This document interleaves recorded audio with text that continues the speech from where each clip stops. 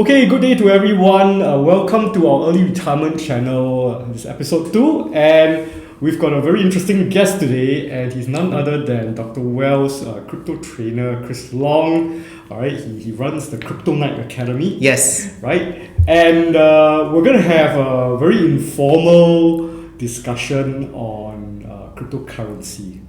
So Chris, 2014, I wrote a paper on Bitcoin. And we submitted it to a criminal professor because I told them that Bitcoin would create a new class of MLM pyramid-like schemes. And that you cannot prosecute using breach of trust laws that are written. We got an A for the paper, but no one in the team bought into Bitcoin. Because if we went in with 10,000 then, we would have been worth $500,000 by the time we graduated. So actually by 2014, you will have some savings already, right? Yes, definitely. You can actually go in like 5-10,000 without feeling the pinch. I could, but none of us did. Because we did that paper, and we became so afraid of it. After we did the paper, we scared ourselves. It's hilarious because in the crypto world, though, there's this very funny saying like sometimes people say it's like when normal people see an MLM, they run away from it. When crypto people see an MLM that's new, they run towards it. Because at the end of the day, if you are if your main goal is to make money, and if you're the first of the multi-level marketing scheme, and if it's going to be successful, you are going to make lots of money. That's funny. And I think you are ahead of the SEC then, because only now then they started to. We are ahead, but you don't see us getting rich. Not a single person in my team got rich. But 2014, there's a law school. You were in law. So I was in SMU law school first year.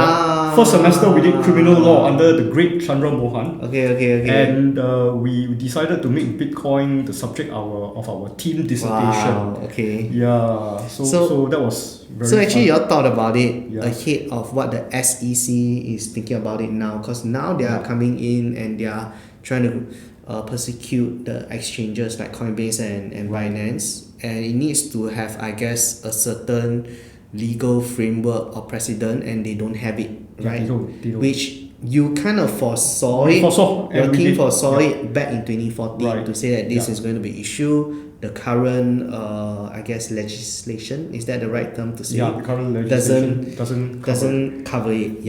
Interesting. But our paper was obviously focused on criminal law. We weren't smart enough to do securities law, because most law students do securities law in year 3.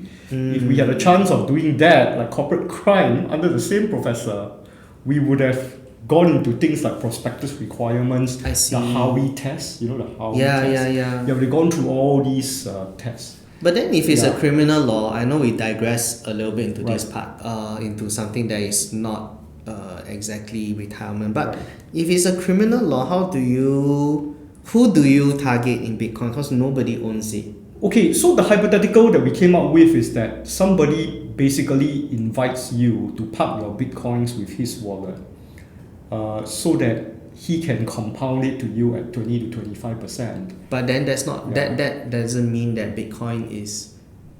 That's different from Bitcoin being an MLM. It's more like a Ponzi. It's more like a Ponzi. So you're saying that someone uses Bitcoin as a medium and then as an angle to create an MLM. That's what you're saying. That's right. Because in those days, it wasn't clear whether Bitcoin was property. So we do not know whether property rights can be thrown around. For example, a Bitcoin wallet. Of course, the Singapore courts now make it very clear that you can freeze someone's Bitcoin asset, right? And you can do that. You can do a Mariva injunction. To free someone's assets, right?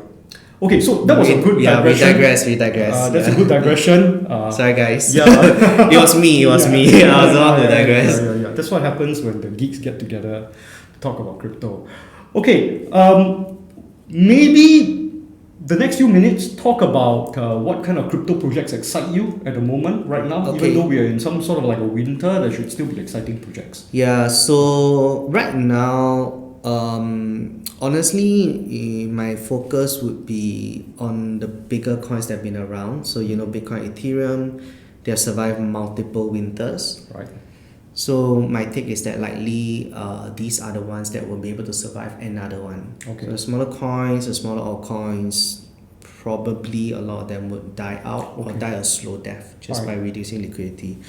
Right now, Ethereum's gone through like this new can I say upgrade, where it has become stakeable, meaning they can stake, let's call it lock Ethereum to generate dividend.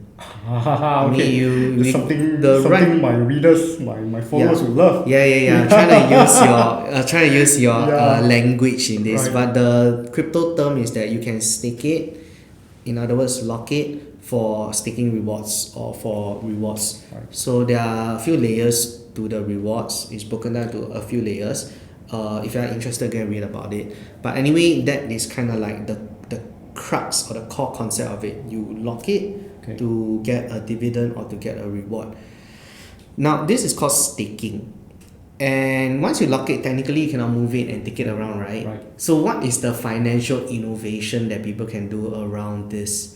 Imagine if, let's say, you have a fixed deposit, but what you can do with the fixed deposit is that you can use your fixed deposit and sell it to another person and move it around.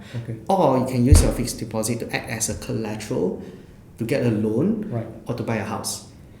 So that is like kind of like a derivative that is created that allows you some flexibility around something that's locked. Right, in the real world. So in crypto and in Ethereum, there are projects that are doing that. So you stake your Ethereum, you lock it, but some projects will allow you to collateralize it, to level it, to even create a stable coin out of it, an algo stable coin, right? So these are things they're trying to build around Ethereum with staked Ethereum as like the foundation or the base. So I could take my ETH, I stake it, maybe it becomes staked ETH, SETH for example, and then the SETH can be traded or can become a collateral where I can borrow, say, USDC. And then using the USDC, I can go into compound and I could actually get more ETH. So let's make a few assumptions first. First of all, let's number one assume that ETH price is standard. It doesn't. It is going to be stable. It doesn't deviate too much. So if you put in staked ETH and you take, let's say, a loan at 70%, you have $1 million ETH. You have a 700,000 loan out with your Ethereum as collateral. Now, assuming that price of ETH doesn't move, ETH actually grows by around 5% a year because you staked it. So every year, $1 million, you get 50,000. You can now have a self-repaying loan.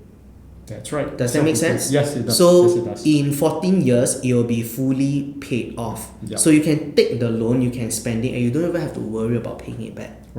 Assuming that Ethereum doesn't change too much in price. So that is the concept, and I think that this concept is appealing to people. They love the idea of dividends, and they love the idea that I can park it there and do nothing.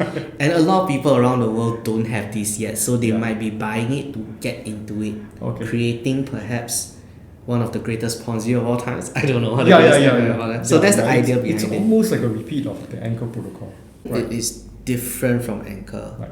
So, I mean, okay, not entirely different, but slightly different from Anchor, because Anchor is you collateralizing your stablecoin and your stablecoin giving you 20%.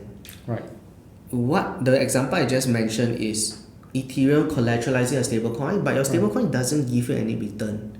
It is Ethereum that's giving you the return, and Ethereum itself is growing. So if the price drops, what happens is that it is then liquidated to pay back the lender of the stablecoin. So it's slightly different from Anchor. Slightly different. Alright. So let's go into the final part of our interview where we talk a little bit about your own personal retirement planning. Maybe can you share with the listener how do you actually plan for retirement, or you already retired and you're doing all this for fun? How do you split your your assets. Yeah. I think about this a lot, to be honest. When I started out in crypto and of course started in training, early retirement was the goal.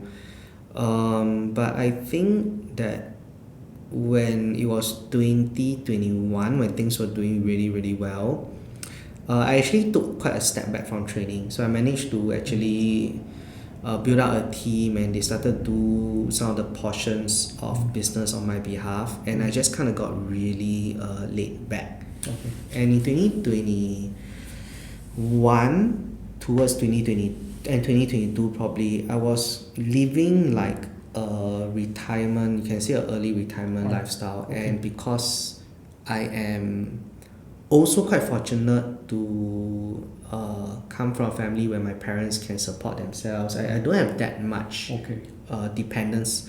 So I was not just living a retirement lifestyle, I was living a really comfortable retirement lifestyle. I think once on your blog you mentioned something about there is time freedom, there's food freedom, there's car freedom, there's property freedom. Probably not my blog, I'm not Was into it these not? things. Somebody else. So there are many of these. Okay, fire sort of like super bloggers. fire kind where Right. you can go into buy a car without thinking, and then you can reach the level buy a house without thinking. Right. I mean, I didn't reach the car level, but I think I could at least buy food without Right. thinking too much lah. Even if it's like 3 digits kind of meal, not. Yeah, it's nothing. So I'm way behind you. I can reach 3-digit food level provided I'm in JB.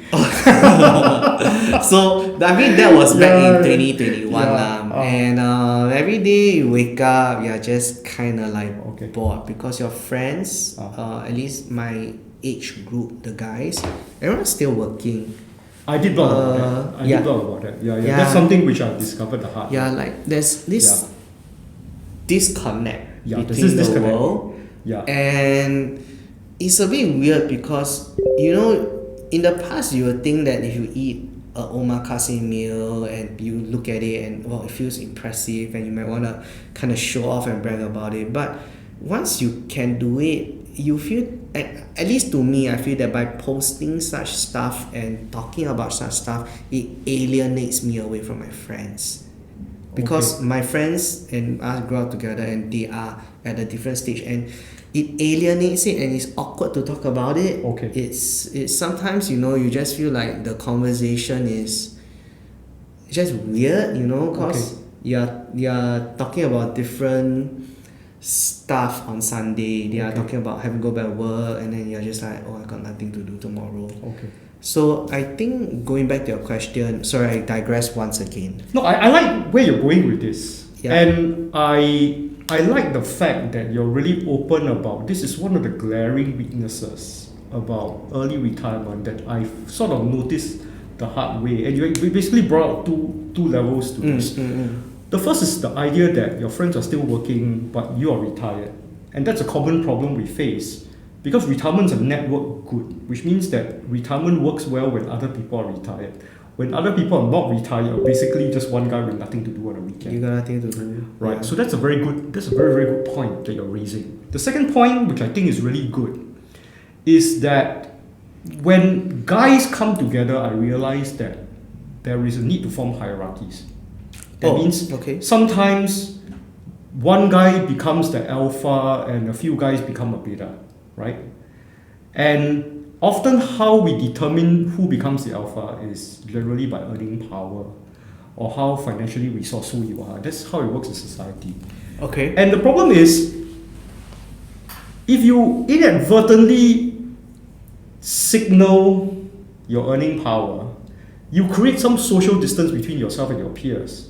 And when that happens, you're not too fun to hang out with. And they are not too fun to hang out with because they're also not comfortable with it. Yes. Right? So, unless you are the kind that you like to shove your success into other people's faces. You enjoy it, but I think most of us don't. We don't enjoy like that. It. So that's something which I think the listener should take note of.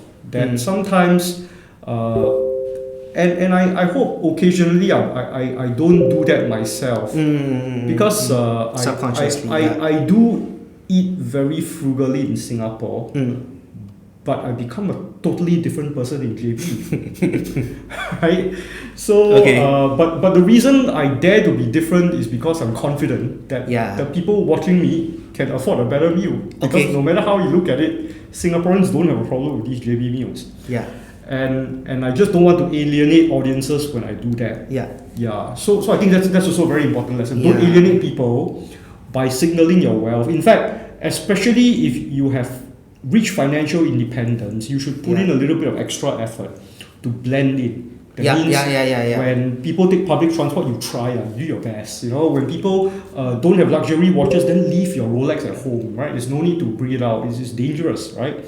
So I think people should do that. Of course, if your entire gang drives European cars, then it's safe to take out your BMW. Even it's fine if it's a Tesla, right? I don't have any Rolexes because I don't wear watches. But I think people who like it is their form of enjoying and appreciating something. But I think the part that you mentioned is true.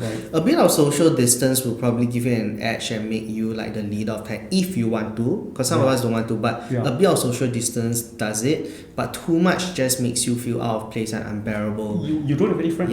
The result. There's this quote that I read that was quite good. Also on Twitter, it says that being rich is great, but having I'm rich personality sucks. People don't like it. Nobody likes it. So you only do it either because you are insecure. Maybe you grew up like under people and you feel like you need to prove yourself to the world. You were oppressed when you were younger. Maybe.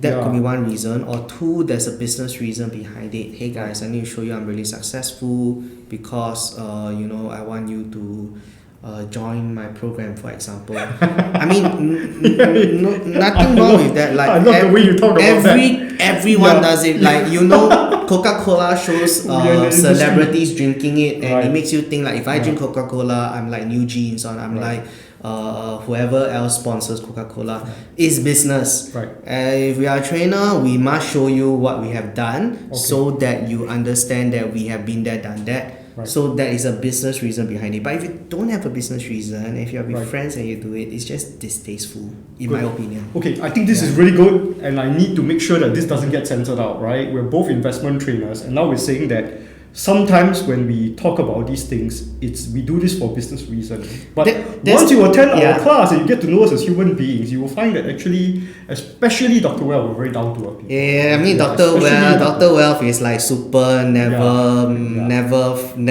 do this. It's like at a super minimal level. But anyway, I also do want to add, I don't think there's anything wrong with highlighting what you have done and achieved. It only goes wrong when you lie about it or when you mislead people about it, meaning to say if you didn't do it, or if let's say you place 10 trades and 3 trades make money but you only show the 3 trades, then that's an issue lah. But anyway, at the end of the day, if you are in this space, somewhere down the line, if you don't have what it takes to deliver, or if your explanation or teaching is not good, or you don't have the results, it will show on. So as long as you do it the right way, you share what you have already done before, and you teach the right way, I think there's nothing to worry about. Okay, cool. Chris, thank you very much. This has been a wonderfully candid kind of discussion, and this will serve the benchmark, right, as to the kind of standard of interviews that hopefully my channel would come up with. Thank you for your candid feedback. Thank you. Thank you very much for having me. All right, thank you very much. Goodbye. Bye guys. Bye.